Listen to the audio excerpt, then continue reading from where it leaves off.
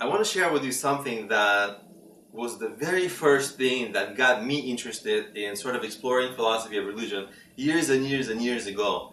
And I was a college freshman, and I walked into this class, and I wasn't sure if I was going to take this class. And on the first day, the teacher said this. He said, if whatever you come from, wherever you come from, whatever your beliefs are, if your religion is making you hate other people, if your religion is making you sort of become anti some group, if it's giving you negative emotions, negative feelings, this is not religion, right? And that was the entire takeoff for the course. Because then we explored what is religion.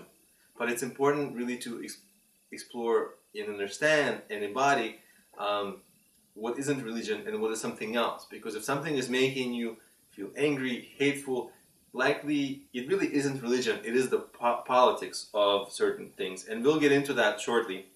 How sometimes politics get really confused in many ways with religion. But certainly, if you care about religion, if you care about spirituality, it should not be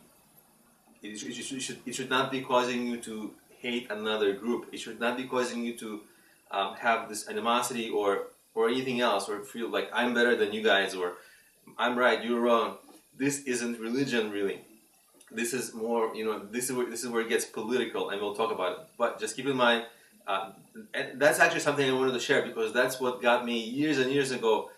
It really sparked the curiosity in me, and I kind of wanted to start off the philosophy of this course with that. So maybe take that, think about it for a little bit, and then we'll touch on these kinds of topics throughout the course coming in lectures coming up.